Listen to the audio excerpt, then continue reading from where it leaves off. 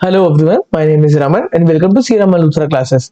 इस सेशन में हम डिस्कस करने वाले बेसल नॉर्म्स के बारे में। ये पर्टिकुलर लेक्चर मेरे पीएनबी क्रेडिट ऑफिसर कोर्स का पार्ट है जो मैं यूट्यूब पे आपके लिए लेकर आ रहा हूँ। आज इसका पार्ट 1 अपलोड होगा 3 जून को और कल इसका सेकंड पार्ट भी अपलोड हो जाएगा यूट्यूब के ऊपर। तो इस पर्टिकुलर वीडियो को रेफर करके आप एक आइडिया लगा सकते हैं कि मेरा टीचिंग स्टाइल क्या है। आपको इस वीडियो के डिस्क्रिप्शन में मेरे कोर्सेज के लिंक वगैरह मिल जाएंगे, टेलीग्राम का लिंक मिल जाएगा। आप वहां पे जाके और भी वीडियोस को रेफर कर सकते हैं।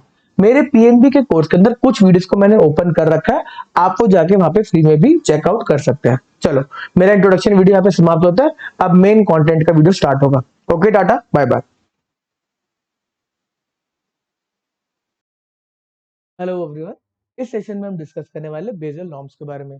बेसल नॉर्म्स क्या है, क्यों है, इसका पर्पस क्या है, साथ में इसके आज के दिन पे क्या स्टेटस है, वो सारी बातें हम डिस्कस करेंगे। सर, हमें बेसल नॉर्म्स के अंदर नॉर्म्स का मतलब तो पता है। नॉर्म्स का मतलब है स्टैंडर्ड या गाइडलाइंस। तो ये नॉर्म्स, स्टैंडर्ड, गाइडलाइन किस पर्टिकुलर इंडस्ट्री के लिए आई?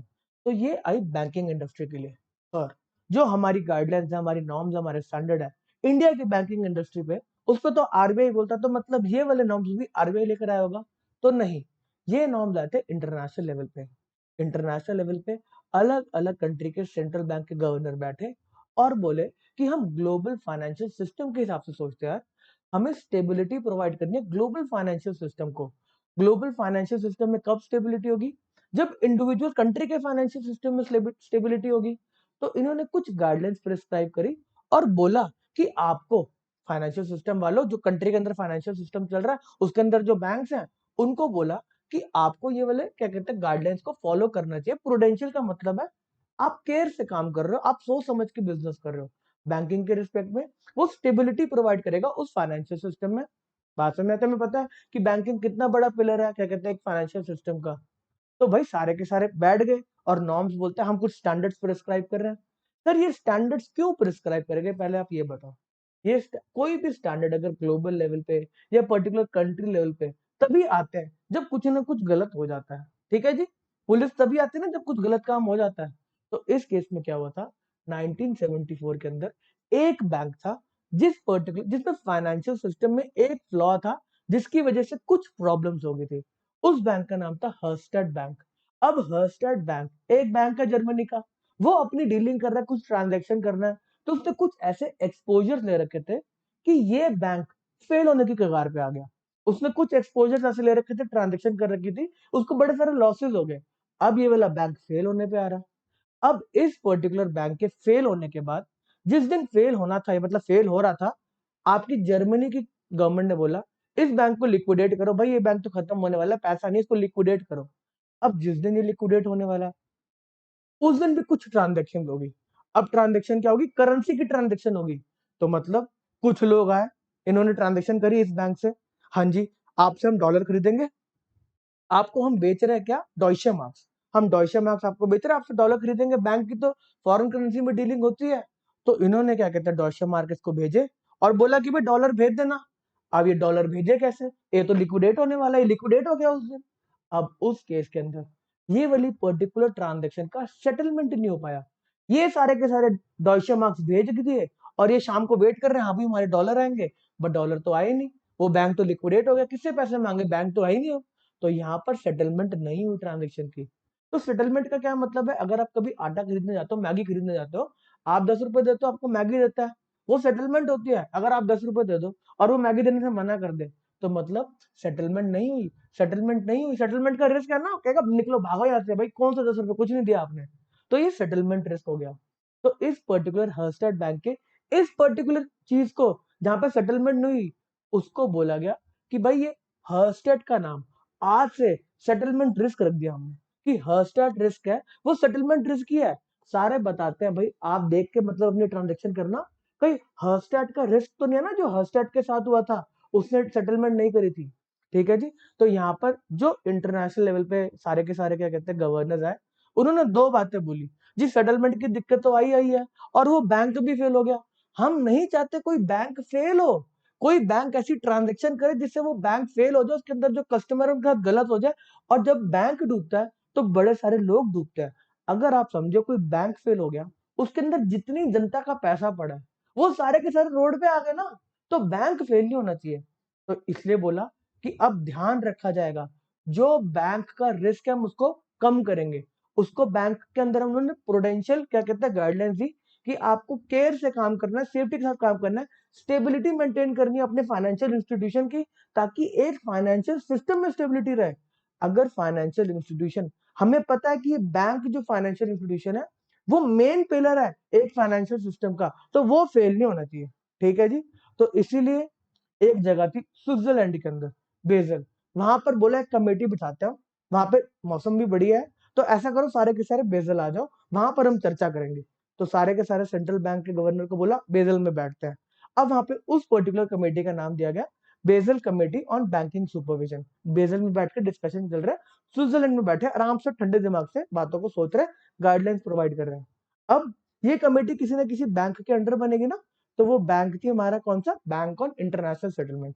बैंक ऑफ इंटरनेशनल सेटलमेंट था बेजल के अंदर। तो उसने कमेटी को फॉर्म किया, भाई हाँ हम कुछ गाइडलाइंस मतलब प्रिस्क्राइब कर रहे हैं, आपके बैंक को मानना चाहिए, सारे के सारे बैंक को मैंडेटरी नहीं है बट मानना चाहिए। हमारा जो रिजर्व बैंक ऑफ इंडिया वो भी पार्ट है उसका, कह रहे जी हम भी मानेंगे, क्या दिक्कत, हम भी मानेंगे, हम भी चाहते हैं हमारा फाइनेंशियल इंस्टीट्यूशन जो हमारा बैंक है वो ठीक से परफॉर्म करे, स्टेबिलिटी प्रोवाइड करे। चलो जी, अब हम हिस्ट्री यही है, पढ़ते हैं इसके बारे में, क्या क्या बातें हमने मिस कर दी, क्या क्या बातें मतलब सारी कवर हो गई, पढ़ते हैं। बेसल नॉर्म और Basel accord are the international banking regulation issued by Basel committee on banking supervision. ये कमेटी का नाम याद करेंगे, Basel committee on banking supervision. ठीक है जी। The Basel norm is an effort to coordinate banking regulation across globe. Globe के across में regulation होना चाहिए with the goal of strengthening the international banking system. Main बात है, एक कंट्री के लेवल पे भी बैंकिंग सिस्टम स्ट्रांग होना चाहिए और ग्लोबल लेवल पे भी स्ट्रांग होना चाहिए। ग्लोबल फाइनेंशियल सिस्टम है, ग्लोबलाइजेशन का जमाना है। ठीक है। The Basel committee on banking supervision is a primary global standard setter. पहला एक कमेटी बनाएगी जो ग्लोब, हर एक इंस्टीट्यूशन जो ग्लोब में है उसके ऊपर स्टैंडर्ड्स बता रहा है कि आपको ये फॉलो करने चाहिए। अच्छा, जो जो ये फॉलो करेगा उसका क्या कहते हैं, ग्लोबल मार्केट्स में कहेंगे भाई ये वाला बंदा तो कंप्लायंट है, ये सारे के सारे स्टैंडर्ड्स को फॉलो करता है, तो उसकी क्या कहते हैं रेटिंग बढ़ेगी, उसके ऊपर बिजनेस करने में लोग कहेंगे कि नहीं नहीं यार, ये वाला पर्टिकुलर बैंक तो सारे के सारे नॉर्म्स को फॉलो करता है, तो ये बैंक थोड़ा डिफिकल्ट है फेल होना। बात समझ में आती है? ठीक है जी। Is the primary global standard setter for the prudential regulation of bank and provider forum. ये प्रूडेंशियल रेगुलेशंस भी देता है और एक जगह फोरम भी प्रोवाइड करता है for regular cooperation on banking supervisory matter for the central banks of different country. बात में आती है? चलो जी, बेजल कमेटी के बारे में पढ़ते हैं।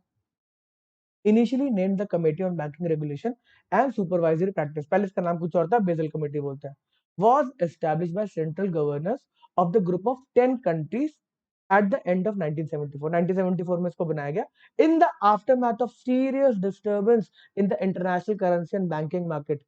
इंटरनेशनल करेंसी और बैंकिंग मार्केट में दिक्कतें आ गई थी, किसके फेलियर से, हर्स्टैट, हर्स्टैट इन वेस्ट जर्मनी से। ठीक है जी। ठीक है। अब ये हर्स्टैट रिस्क है क्या, जर्मनी रेगुलेटर्स ने फोर्स कर दिया इस बैंक को, भाई अब तू लिक्विडेट हो जा, तेरे बस की नहीं रह गई।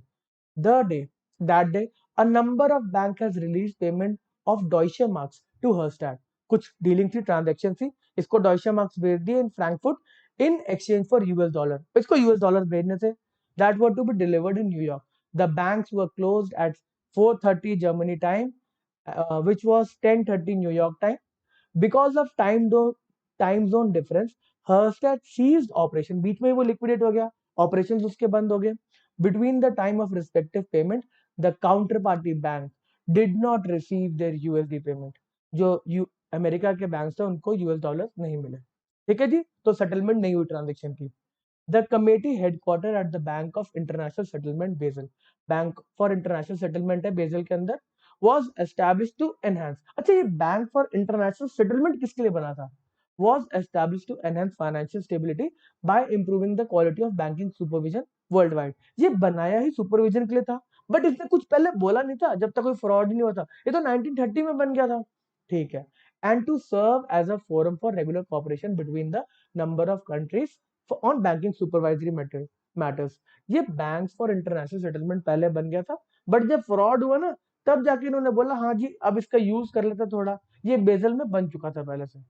Bank for international settlement, international bank established at Basel Switzerland in 1930 as, अच्छा ये वाला बैंक किसके लिए बना था?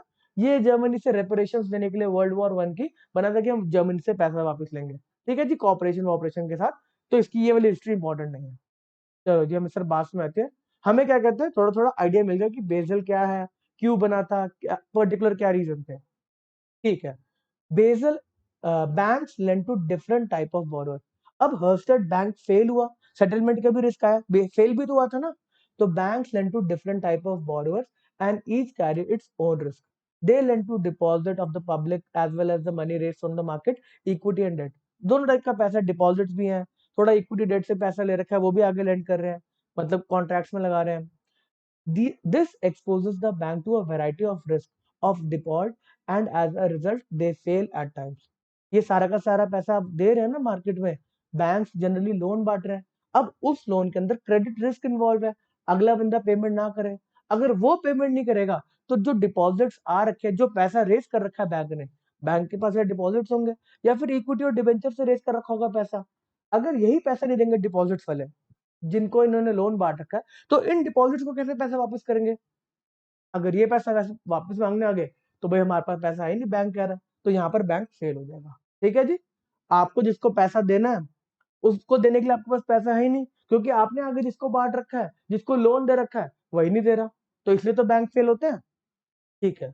The Basel committee has produce norms called Basel norms. तो बेजल कमेटी ने कुछ नॉर्म्स प्रेस्क्राइब करे। उन्होंने बोला कि यार आपको जो भी डीलिंग करनी है ना, उसके अंदर हम कुछ आपको केयर लेने को बोल रहे हैं, कुछ हम आपको सारा का सारा कैपिटल ऐसे बोलेंगे नहीं कि आप जितना भी पैसा पड़ा आप उसको लोन में बांट दो, या आप ऐसे ऐसे एक्सपोजर ले लो जो बहुत ही क्या कहते हैं रिस्की है, तो उसके बारे में हम कुछ आपको नॉर्म्स दे रहे हैं। ठीक है। तो बेजल नॉर्म्स तीन आए हैं अभी तक, Basel 1, Basel 2 and Basel 3। Basel 3 अभी के टाइम पे चल रहा है और इंडिया में अप्लाई हो चुका है फुली। ठीक है जी, बीच में रुका था कोविड के टाइम पे, बट फिर उसका एप्लीकेशन पूरा कर दिया गया। बेजल 1 में क्या बात बोली गई? जब बेजल 1 इनिशियली आया तो उसने सिर्फ बात करी ये क्रेडिट रिस्क, जो बैंक का सबसे बड़ा रिस्क है कि लोन के पैसे वापस नहीं आता, हमें उसको मिटिगेट करना है। ये इस पर्टिकुलर रिस्क को मिटिगेट करना है, क्रेडिट रिस्क को मिटिगेट करना है। तो credit risk is the possibility of a loss resulting from borrower failure to repay a loan. वो लोन देने से मना कर रहे जी हमारे पास पैसे नहीं है। अब क्रेडिट रिस्क को कैसे मिटिगेट करेंगे? जो भी आप लोन दे रहे हो, आप ड्यू डिलिजेंस करो, जिसको भी लोन दे रहे हो उसके आप फाइनेंशियल चेक करो वगैरह, वो सारी की सारी चीजें देखो। ठीक है जी। In 1988, the committee announced Basel Capital Accord known as Basel 1। Implementation India में स्टार्ट हो गया था 93 से। ठीक है जी, 92 में वर्ल्ड वाइड हो गया था और इंडिया में 93 में आ गया था। तो नरसिम्हन कमेटी जो थी उसने अपनी मतलब कैपिटल रिक्वायरमेंट्स के अंदर इस बेजल के नॉर्म्स को मिला लिया था कि हाँ भाई ये बातें होनी चाहिए। ठीक है। It defined capital and structure of risk weightage for banks. अब इन्होंने क्या बोला, आप जो देने वाले हो ना लोन, उसका रिस्क देखो कितना है। रिस्क वेटेज दिएगा उसने कि आप जहां पर भी पैसा लगा रहे हो, आप उस पर हम रिस्क देखेंगे कि कितना रिस्की है, और उसके हिसाब से आपके पास कितनी कैपिटल हमेशा पड़ी होनी चाहिए, तब आप सेफ हो, तब आप थोड़े से ठीक हो। जितने आप क्या कहते हैं अपने लोन बांट रहे हो, एडवांसेस दे रहे हो, एडवांसेस क्या है, बैंक के लिए असट ही तो है। बैंक जो लोन देता है वो बैंक के लिए असट है। बैंक क्या कह रहा है कि जो भी आप ये असेट दे रहे हो, जो भी आप लोन्स दे रहे हो, एक तरह का जो आपका असेट बिल्ड हो रहा है, इस पे कितना रिस्क है, यही तो है। अगर इन्होंने पैसा नहीं दिया तो ही तो मैं फेल हूंगा ना। मेरे अगर एसेट वाले पैसा नहीं दे रहे तो मैं फेल हो गया, मेरा एसेट कुछ निकाल के नहीं दे रहा, कुछ अर्निंग ही नहीं दे रहा, मेरा क्या कहते हैं जो प्रिंसिपल है वही वापस नहीं कर रहे, तो मैं फेल हो जाऊंगा। तो इस केस में क्या बोला कि आप अपने असेट्स को, जो बैंक जिधर से पैसा मिलने वाला है, उन असेट्स को रिस्क असाइन करें। ज्यादा रिस्की नहीं होना चाहिए, अगर रिस्की है, जितना भी रिस्क है उसके हिसाब से आपके पास कैपिटल होनी चाहिए कि अगर ये डूब भी जाए तो आपकी कैपिटल कैपिटल उसको कवर कर ले। आप फेल तो नहीं होंगे ना, अगर आपकी कैपिटल कवर कर लेगी, जो भी लॉसेस है अगर उसको कैपिटल कवर कर लेगी, तो मतलब बाकी जितना पैसा है आप उससे अपनी लाइबिलिटीज, एक्सटर्नल लाइबिलिटीज को मेट कर सकते हो। कैपिटल खत्म होगी लॉसेस के अंदर, इतनी कैपिटल थी आपके पास लॉसेस को मेट करने के लिए, बाकी जो बचा वो जो बोरोइंग्स है, जो डिपॉजिट ले रखे आपने, वो उनको देने में आएंगे, आप फेल नहीं होगे। ये मतलब ही तो है इसका। ठीक है। It defined capital and structure of risk weightage for bank. The minimum total capital requirement was fixed at 8% of risk weighted asset. चल सर, बात को थोड़ा सा और सर क्लैरिफाई कर दो, थोड़ी सी आप समझ में आ रही थी बट ढंग से नहीं आई। ये देखो ये हमारा बैंक है, बैंक क्या बेटा बैलेंस शीट है ना, बैंक की बैलेंस शीट तो ऐसे बनती है, बैंक खुद लेकर आई कैपिटल, कुछ ना कुछ पैसा चाहिए ना बैंक को स्टार्ट करने के लिए, और फिर आप पहुंच गए वहां पे बैंक के पास कि मेरा पैसा आप ले लो डिपॉजिट्स, मेरा ये लाइबिलिटी है ना बैंक के लिए, ये लाइबिलिटी है बैंक के लिए, आप डिपॉजिट्स लेके पहुंच गए, हाँ मेरा पैसा आप पकड़ लो, मेरे को आप इंटरेस्ट देते रहना ना, मेरा पैसा आप ले लो। तो बैंक के पास ये बड़ा सारा पैसा आ गया। अब बैंक इस पैसे को लेके क्या करेगी, इस पैसे को लेके बैंक इन्वेस्ट कर देगी कुछ ना कुछ सिक्योरिटीज में, कुछ बैंक क्या करेगी, एडवांसेस दे देगी, एडवांसेस दे देगी, लोन बांट रही है कि हाँ इधर से जो कमाएगी तभी तो आपके डिपॉजिट्स पे इंटरेस्ट आएगा, तो ये एडवांसेस बांटने लगे, इन्वेस्टमेंट करने लगे, और कुछ अदर सिक्योरिटी। अब उन्होंने बोला ये एडवांस ये इन्वेस्टमेंट एक बैंक के लिए असेट है, तो बैंक को बोला आप अपने इस एसेट्स पे कितना रिस्क है वो, मतलब हम बता रहे क्या वेटेज है कि कितना रिस्की है। अगर यहाँ पे कोई गवर्नमेंट के ऊपर आपने पैसा दे रखा है, गवर्नमेंट को पैसा दे रखा है, तो रिस्क कम होंगे। अगर आपके एसेट में कैश पड़ा है, गोल्ड पड़ा है, तो उसका रिस्क भी तो कम ही होंगे ना, ज्यादा रिस्क नहीं होंगे, रिलेटिवली कम रिस्की होगा। ग्लोबल गोल्ड के अंदर सिर्फ के थोड़ा बहुत ही फ्लक्चुएशन होता है। ठीक है जी, तो बोला कि हम आपके जो भी एडवांसेस है, इन्वेस्टमेंट है, इसके ऊपर रिस्क असाइन करेंगे। तो अगर हमने बोला कि भाई हाँ ये रिस्की है, जितना भी रिस्क है वो निकल कर आया, तो कह रहा आपको उसकी कैपिटल होनी चाहिए आपके पास 8% तक। अब सर इससे क्या बात समझ के ये हमें बताओ, कैपिटल तो यही है ना, डिपॉजिट्स की बात नहीं कर रहे, कैपिटल की बात कर रहे। कैपिटल क्या होता है, जो पैसा लेकर आए बिजनेस स्टार्ट करने के लिए, प्लस कोर कैपिटल में रिजर्व भी तो होता है ना, आपने कुछ कमाई करके रखी होगी, प्रॉफिट्स कमाए होंगे, रिजर्व्स। चलो, अब इसका क्या मतलब है, मान लेते हैं अगर मेरे पास क्या कहते हैं कैपिटल पड़ी है कितने की, 800 रुपीज की, 800 रुपीज की कैपिटल या 8 करोड़ की कैपिटल पड़ी है, 8 करोड़ की मेरे पास कैपिटल पड़ी है, ठीक है जी। तो ये कहता है कि अब आप आपके एसेट्स के अंदर जो लोन बांट सकते हो, इन्वेस्टमेंट्स कर सकते हो, वो कितना कर सकते हो, 100 करोड़। इसका 8% का ही मतलब है, इसको डिवाइड करोगे 8% आया ना, इसका क्या मतलब है, आपने 100 करोड़ के रिस्क की इन्वेस्टमेंट कर रखी है, जिसका रिस्क वेटेज निकाल के 100 करोड़ का एक तरह का आ रहा है कि आपने पैसा बांट रखा है, एडवांस दे रखे, इन्वेस्टमेंट कर रखे हैं। अब बोला कि आपको इसका 8% 8% आपके पास कैपिटल होनी चाहिए, the minimum total capital requirement fixed at 8%, जितना भी आपका इन्वेस्टमेंट है रिस्क वेट के हिसाब से, प्योर कैपिटल नहीं, रिस्क वेट भी दे रखे उसके ऊपर, उसको मतलब 20% रिस्क है, 40% रिस्क है, 100% रिस्क है, उससे आपको क्या कहते हैं इंटू करके रिस्क वेट निकालना है, और फिर कैपिटल के रिक्वायरमेंट्स दिए गए। आई होप आपको समझ में आई होगी एक बात, ठीक है, क्योंकि आगे इंपॉर्टेंट है ये। Capital as per Basel accord, better known as regulatory capital. अब रेगुलेटरी कैपिटल के अंदर ये इधर दो बातें हैं, एक रिस्क वेट की बात है, एसेट को हम रिस्क वेट करेंगे, और फिर साथ में क्या बात है कैपिटल की। तो यहाँ पर कैपिटल में दो पार्ट में डिवाइड करा गया कैपिटल को, टीयर 1 कैपिटल, बढ़िया capital, solid capital, sound capital, और टीयर 2 कैपिटल, हाँ ये भी कैपिटल है बट उतनी अच्छी कैपिटल नहीं है टीयर 1 जैसी, which a bank is required to maintain in relation to its risk weighted assets. ठीक है, टीयर 1 कैपिटल को कोर कैपिटल बोला गया। इसमें क्या क्या आएगा, पेड अप कैपिटल, जितना पैसा आप लेकर आए बिजनेस स्टार्ट करने के लिए, बैंक का बिजनेस स्टार्ट करने के लिए, कोई रिजर्व है, अदर डिस्क्लोज रिजर्व है, एक perpetual non cumulative preference share. ये नॉन क्यूमुलेटिव प्रेफरेंस मतलब प्रेफरेंस शेयर हमें पता है ये भी कैपिटल होती है, इसमें हमें डिविडेंड्स देने होते हैं प्रेफरेंस में इक्विटी शेयर से, बट इसका ये पैसा मांग नहीं सकते हमसे वापस, ठीक है जी। इसमें लिखा परपेचुअल, कभी पैसा वापस नहीं जाएगा, और साथ में ये नॉन क्यूमुलेटिव का क्या मतलब है, नॉन क्यूमुलेटिव का मतलब है अगर हमने प्रेफरेंस शेयर वालों को डिविडेंड नहीं दिए, तभी भी वो मांग नहीं सकते अगले साल, वो ये नहीं बोलेंगे कि भाई हमें पिछले साल आपने डिविडेंड नहीं दिया, इस साल भी डिविडेंड, इस साल का डिविडेंड दो, पिछले साल का भी दो। तो क्यूमुलेटिव प्रेफरेंस शेयर क्या होते हैं, अगर आपने एक साल डिविडेंड नहीं दिया और अगले साल आपको प्रॉफिट हो गए, तो उस साल तो आप डिविडेंड दोगे, साथ ही साथ पिछले साल का भी डिविडेंड दोगे, उसमें क्यूमुलेट कट्ठा होता रहता है।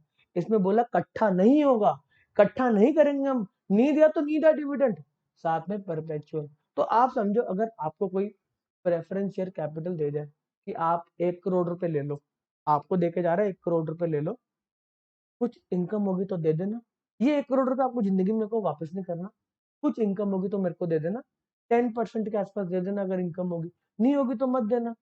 अगले साल नहीं होगी तो मत देना, कोई दिक्कत नहीं, जब होगी तब दे देना। तो कैपिटल सॉलिड हुई ना, कैपिटल सॉलिड हुई ना एकदम, कोई दिक्कत वाली बात नहीं है। तो इसलिए इसको टीयर 1 कैपिटल में रखा गया। ठीक है जी। इसलिए स्पेसिफिकली यहाँ पे बोला गया perpetual non cumulative preferential eligible for inclusion in as tier 1 capital. मजा आ गया जी, सुन के मजा आ गया। ठीक है जी। Innovative perpetual debt instruments. अच्छा यहाँ पर भी देखो, अगर कोई डेट इंस्ट्रूमेंट देके जा रहा है, उसके अंदर भी तो परपे आपको वापस करना ही नहीं है, आपको वापस करना ही नहीं है पैसा। तो उसमें बोला इसको भी आप टीयर 1 कैपिटल में, बढ़िया कैपिटल, आपका पैसा वापस करने की जरूरत नहीं है। परपेचुअल डेट इंस्ट्रूमेंट्स को भी एलिजिबल रखा गया टीयर 1 के लिए। कोई कैपिटल रिजर्व हुआ है, कैपिटल रिजर्व क्या होता है? कैपिटल असेट को बेच के, अगर आपने कोई लैंड बेच दी, कोई पैसा आ गया, तो वो भी तो कैपिटल इक्विवेलेंट टू कैपिटल ही है ना, कोई पैसा थोड़ा ना मांगने आ रहा है। बेच दी प्रॉपर्टी, पैसा आ गया, रिजर्व इकट्ठा हो गया। Capital reserve representing surplus arising out of sale proceeds of assets. मजा आ गया। अब ये टीयर 2 कैपिटल क्या है? ये सप्लीमेंट करिए, सप्लीमेंट्री कैपिटल है। अनडिस्क्लोज रिजर्व है। सर ये अनडिस्क्लोज रिजर्व क्या होता है? बात समझो, आपने कोई ऐसा एक रिजर्व बना रखा था जिसका कहीं पे एप्लीकेशन होना था, अब वो एप्लीकेशन सर्टन नहीं है, तो उस केस में उस रिजर्व को बोला जाता है कि हाँ ये सेट असाइड कर रखा है किसी काम के लिए, बट वो काम इतना सर्टन नहीं है, तो ये अनडिस्क्लोज रिजर्व है एक तरह का। ऐसे ही रीवैल्यूएशन रिजर्व को बोला गया कि आपने कोई असेट्स को रीवैल्यू किया है, हाँ ये भी कैपिटल है बट सप्लीमेंट्री है, मेन कैपिटल नहीं है। General provision losses, hybrid capital instruments, सब ऑर्डिनेट डेट। अभी सब ऑर्डिनेट डेट को पहली बात कैपिटल क्यों माना? एक सीनियर डेट होता है जिसके ऊपर आपको इंटरेस्ट देना है, पैसा वापस करना है, रीपे करना है। तो सब ऑर्डिनेट डेट को बोला, सब ऑर्डिनेट का मतलब क्या है? नीचे काम कर रहा है, इसके राइट्स कम है। तो इसके अंदर सब ऑर्डिनेट डेट क्या होता है कि इसके पास उतने राइट नहीं होते जो मेन डेट के पास होते हैं।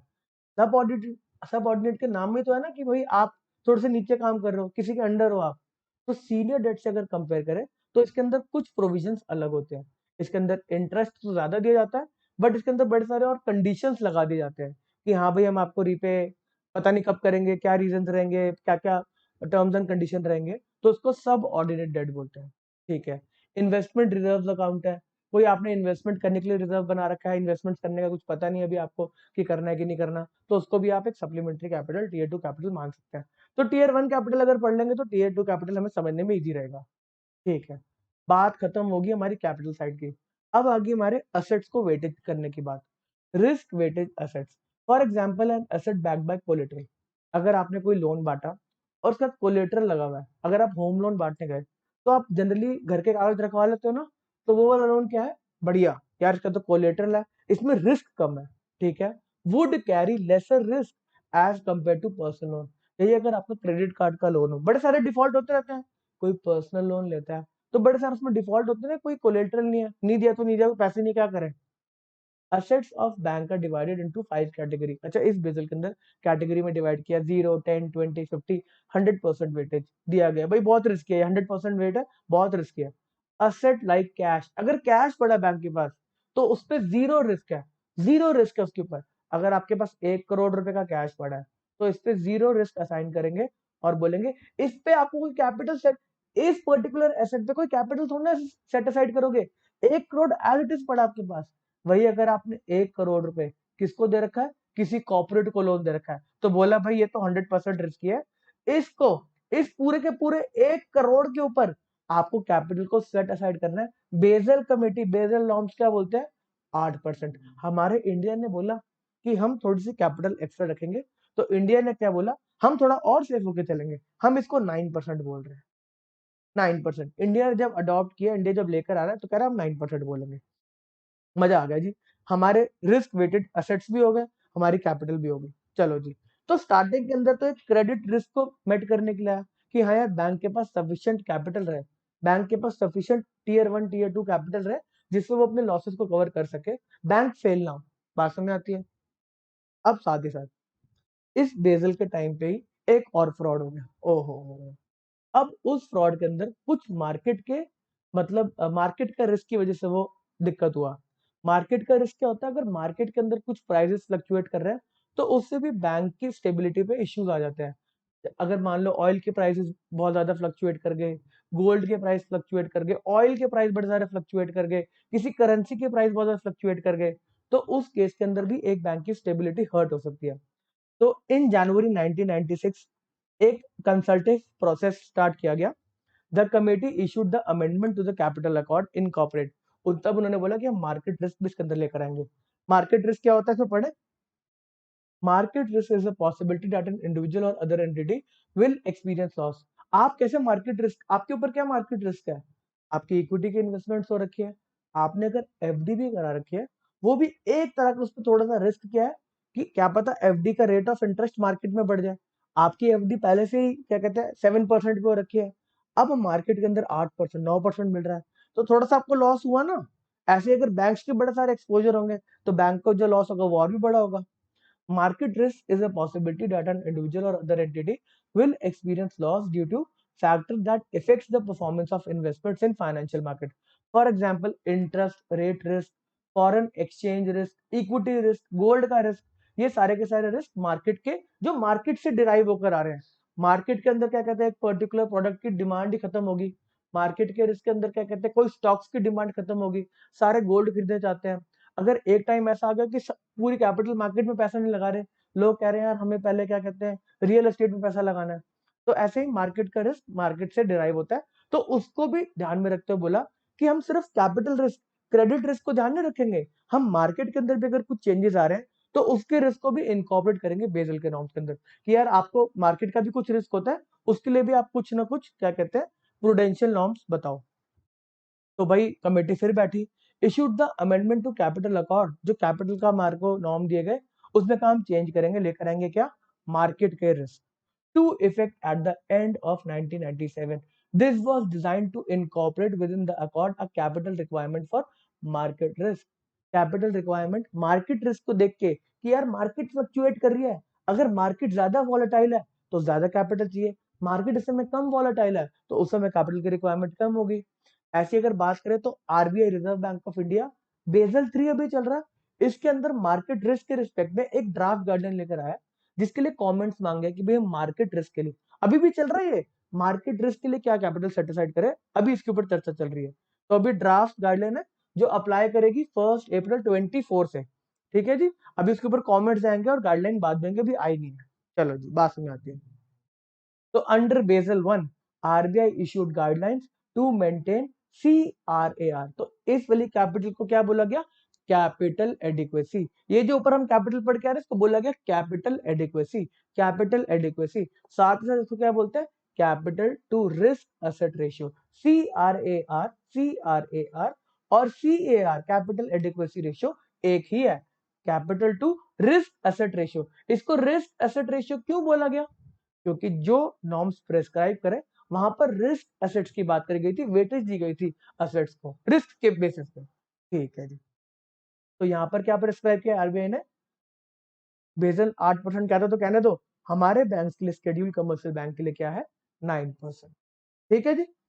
चलो जी, तो हमें समझ में आता है बेसल स्टार्ट हुआ था क्रेडिट रिस्क के ऊपर, फिर बाद में क्रेडिट रिस्क में उससे कैपिटल के बारे में बोल दिया कि आपके पास कैपिटल होनी चाहिए, फिर उसने बोला कि यार मार्केट रिस्क के रिस्पेक्ट में भी कुछ होना चाहिए बट कुछ स्पेसिफिक बताया नहीं। अब उसके बाद कहा कि यार बेसल 2 लेकर आता है, तो बेसल 2 जो नॉर्म से बस वो रिफाइंड वर्जन था बेसल 1 का। बेसल 1 ने जो बात करी थी उसने उसी बात को बोला, साथ में थोड़ा सा कुछ एडिशन कर दिया उसने, पढ़ते हैं।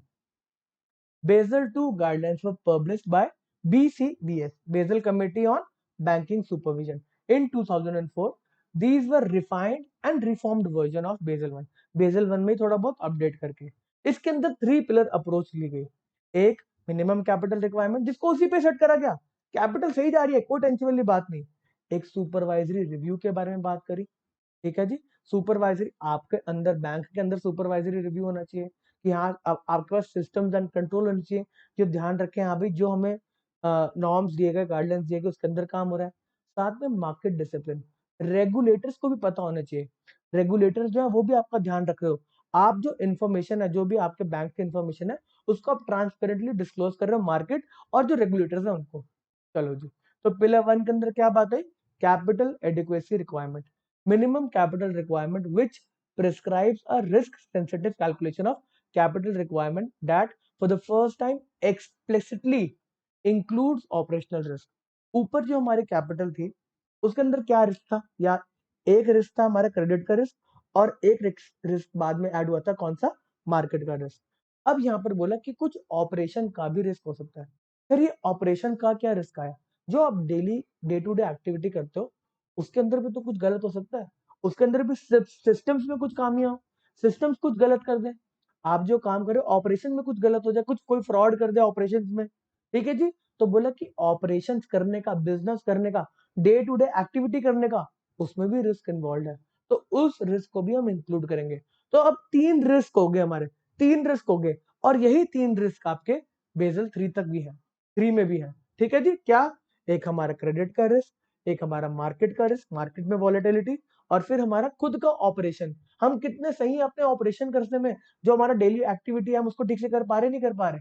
कहते हैं ना यार, ये वाला पर्टिकुलर ऑर्गेनाइजेशन की जो क्या कहते हैं लीडरशिप है वो ठीक नहीं है, इसमें बड़ा ज्यादा ऑपरेशनल रिस्क है, ठीक है। तो इसके अंदर बेजल 2 के अंदर क्रेडिट रिस्क और मार्केट रिस्क के साथ साथ ऑपरेशनल रिस्क के बारे में बात करी और उसको इंक्लूड करा। In addition to market and credit risk, bank should maintain a minimum capital adequacy requirement of 8%। यही बोला। ये क्यों 8% बोला सर, क्यों नहीं बढ़ाया? नहीं तो बढ़ाना चाहिए। यही लोग मान ही नहीं रहते ना, मानेंगे तब ना, नहीं तो कुछ भी लिखते रहो। 8% ही रखा गया, ठीक है जी। फिर आया ऑपरेशनल रिस्क। ऑपरेशनल रिस्क पढ़ लेते हैं एक बार फिर से। Operational risk refers to the risk that can arise from companies' ordinary business activity. Operational risk is the risk or loss resulting from inadequate or failed internal processes, people and system. जो भी आपने process set किए कि यार ऐसे business होगा, ये checks रखे जाएंगे, वहीं पे कुछ ना कुछ गड़बड़ होगी और आपको लॉसेस हो गए। आपने क्या कहते हैं किसी और बैंक के खाते में पैसा डाल दिया, आपने क्या कहते हैं जो फीस लेनी थी रिक्वायर्ड वो नहीं ली, ऑपरेशंस के वजह से आपको लॉस हुआ ना वो, ठीक है। क्रेडिट रिस्क कॉम्पोनेंट, अच्छा अगर आपने, सबसे बड़ा ऑपरेशन का रिस्क क्या होगा कि आपने बड़े सारे डिपॉजिट्स ले लिए, उन डिपॉजिट्स के कॉरस्पॉन्डिंग आप उतने एडवांस नहीं दे पाए जो कवर कर सके इसके क्या कहते हैं जो भी पेमेंट्स करनी है डिपॉजिट्स के ऊपर, वही पेमेंट नहीं कर पा रहे, तो आप ऑपरेट नहीं कर पा रहे, ठीक है। क्रेडिट रिस्क कंपोनेंट, अच्छा अब इसके अंदर कुछ अप्रोच लेकर आगे से और कि आपको कैसे कंप्यूट करने, कैसे निकालनी है। Credit risk component can be calculated in 3 different ways of different varying sophistication. बड़ा बैंक है तो अच्छी कॉम्प्लेक्स अप्रोच बताई गई, नहीं तो स्टैंडर्डाइज अप्रोच फॉलो कर लो। सिर्फ नाम याद करना और कुछ नहीं, इसके अंदर नहीं जा रहे कि अप्रोच में क्या क्या बोल रखा है। तो क्रेडिट रिस्क के लिए 3 अप्रोच आई, standardize approach, foundation internal rating based approach, फिर उसके बाद एडवांस्ड इंटरनल रेटिंग अप्रोच। अच्छा जो इंटरनल रेटिंग बेस्ड अप्रोच होती है, अगर आज के दिन पे बात करो, आप में से अगर कोई बैंक में काम करता है, क्रेडिट एनालिस्ट है, क्रेडिट वाले ऑफिसर्स हैं, तो वो रेटिंग देते हैं हर एक पर्टिकुलर क्लाइंट को, कुछ मतलब क्या कहते हैं जो थोड़े से अच्छे लेवल के क्लाइंट होते हैं। इंटरनल रेटिंग चल रही है कि यार उसके फाइनेंशियल्स को पुट इन किया, क्वांटिटेटिव डाटा, क्वालिटेटिव डाटा कि भाई जो भी उसकी मैनेजमेंट है, सीनियर मैनेजमेंट है, वो कितनी क्वालिफाइड है, कितने टाइम से बिजनेस में, ट्रैक रिकॉर्ड को देख के तो वो रेटिंग्स देते हैं। तो उस रेटिंग के ऊपर बोला कि आप रेटिंग करो। तो क्रेडिट रिस्क को कम करने के लिए बोला आप क्लाइंट्स की रेटिंग करो, ठीक है जी। तो अगर आप क्रेडिट फंक्शन करते हो तो आपको पता होगा कि आप कैसे रेटिंग देते हैं ना, ठीक है जी। क्या होता है, बैलेंस शीट को सीधा पुट इन करते हैं, डेटा वेटा डालते हैं और निकल के आ जाती है, हाँ हाँ ये रेटिंग है, ठीक है जी। उसके बाद आया ऑपरेशनल रिस्क के लिए। तो बोला बेसिक इंडिकेटर अप्रोच फॉलो कर सकते हो आप कि यार आपके ऑपरेशंस में अगर कुछ दिक्कत हो रही है तो ये अप्रोच बता देगी कि हाँ यहाँ यहाँ पे इंडिकेट कर देगी कि दिक्कत चल रही है। स्टैंडर्डाइज अप्रोच आई, इंटरनल मेजरमेंट अप्रोच आई, उसके बाद एडवांस इंटरनल मेजरमेंट अप्रोच आई। जो जितना अगर बड़ा बैंक होता रहेगा वो उतनी ही अच्छी अप्रोच को फॉलो करेगा, कॉम्प्लेक्स अप्रोच को फॉलो करेगा, ठीक है जी। For market risk, operation risk होगी, क्रेडिट रिस्क होगी। मार्केट रिस्क के लिए Basel two allow standardize and internal approaches. अब मेरी बात सुनो, आपने अगर स्टॉक मार्केट को पढ़ा होगा तो एक वैल्यू एड रिस्क होता है, वीएआर मार्जिन होते हैं। तो वैल्यू एड रिस्क क्या होता है, कोई भी अगर आपने ट्रेड कर रखा है उसमें मैक्सिमम कितना नुकसान हो सकता है, उसको वैल्यू एड रिस्क बोलते हैं। तो वीएआर बोलते हैं वैल्यू एड रिस्क। तो जनरली मार्केट रिस्क के अंदर क्या है कि कितना मार्केट से हम लॉस ले हो सकता है मैक्सिमम, उस नंबर को निकाला जाता है और उसके हिसाब से आपकी कैपिटल क्या कहते हैं आपके पास होनी चाहिए। तो मार्केट रिस्क को मेजर करने के लिए क्या बोला, आप स्टैंडर्डाइज अप्रोच कर लो, इंटरनल अप्रोच कर लो, या फिर जो जनरली यूज होता है वो क्या है, value at risk, VAR risk approach followed होती है, ठीक है जी। तो इससे हमारे तीनों के तीनों रिस्क मिटिगेट हो गए, ओके जी। इस केस के अंदर जो हमारी कैपिटल थी टीयर 1 टीयर 2 हम पढ़ के आ चुके हैं। यहाँ पर एक एडिशनल टीयर 3 कैपिटल बनाई गई, किसके लिए? मार्केट रिस्क के लिए, मार्केट रिस्क के लिए। Additional supplementary capital, short term subordinate debt, short term subordinate debt, ठीक है जी, मतलब नीचे लेवल की डेट जिसको मार्केट रिस्क को कवर करने के लिए हमारे पास पैसा पड़ा है, मार्केट की वॉलेटिलिटी को कवर करने के लिए हमारे पास कुछ कैपिटल पड़ी है जिसको टीयर 3 कैपिटल का नाम दिया गया। ठीक है जी। Pillar 2 supervisory review. Supervisory review के अंदर क्या बोला भाई, ध्यान रखो कुछ गलत ना हो। Supervisory review process will envisage the establishment of suitable risk management system in the bank. Risk management system लगाया गया आपके बैंक के अंदर and their review by the supervisory authority. आप अपने बैंक के अंदर ही सुपरवाइजरी अथॉरिटी डिसाइड करो कि आपने जो भी सिस्टम्स एंड प्रोसेसेस कंट्रोल्स लगाए वो ठीक चल रहे हैं। आप अपने क्या कहते हैं क्रेडिट रिस्क को, आप अपने क्या कहते हैं मार्केट रिस्क को, ऑपरेशन के रिस्क को कम करके चल रहे हैं। कोई ना कोई चेक करने वाला होना चाहिए ना, सुपरवाइज करने वाला होना चाहिए। पिलर 1 ने रिस्क बताया, फिर उसको कहा सुपरवाइज करना चाहिए, और साथ में बताया मार्केट का discipline. Market discipline seeks to achieve increase transparency through expanded disclosure requirement for bank to the central bank and public. अब बोला कि मार्केट डिसिप्लिन तब आएगा कि जब आप अपनी सारी बातें ट्रांसपेरेंटली सबको बताओगे, तभी आप पे कोई ट्रस्ट करेगा। आप बताओ कि हाँ मेरी कैपिटल इतनी रिक्वायरमेंट है, मेरी लिक्विडिटी के बारे में जितने भी आप डिस्क्लोजर्स कर सकते हो वो आप मार्केट डिसिप्लिन मेंटेन करने के लिए, अटेन करने के लिए आप वो डिस्क्लोजर्स करो। ठीक है जी। तो बेजल 2 नॉर्म्स रिलीज कर दिए थे हमारी कमेटी ने, Basel committee on banking supervision ने 2004 के अंदर। इंडिया ने इसका इंप्लीमेंटेशन स्टार्ट किया था कब? 2009 से। ठीक है जी। अब आते हैं हमारा बेजल 3 नॉर्म्स, जिसको थोड़ा सा और बेटर करा गया पुराने बेजल से। इसके लिए हम अलग लेक्चर में पढ़ेंगे, थोड़ा सा इंपॉर्टेंट है, बड़ा लेक्चर है, इसके अंदर सारी डिटेल नॉलेज देंगे। चलो जी, इस लेक्चर को यहीं पे समाप्त करते हैं। Okay Tata, bye bye.